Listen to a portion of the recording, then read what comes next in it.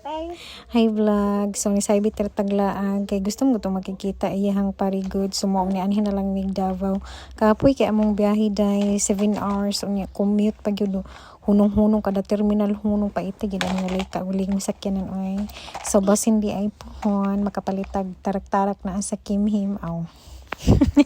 Inubanan sa pagpaningkamot ana ri gyud ang kinabuhi day. So lami kay sa kadugay-dugay no karon na pud mi nakabalik diri kay diri magud mi nagpuyo sa una, so diri ami nakabuhat og bata daghan pug memories nga naka-eskwela pug ko diri mga isa ra ka sim kay naburot man ang tiyan day, so mao to day grabe namang binaktang sa gabi gahapon day way katapos ang baktas grabe kadaghang tao day bisag asa ra mi na naabot kay suliton lagi ang laag kay wami kabaluday nga amo ang kuan schedule sa laag kay natunong daing kadayawan. So lahi ra gyud maglaag po day no basta wala imong anak pa imong nahuna nara sa ilaha. So maura to buyers.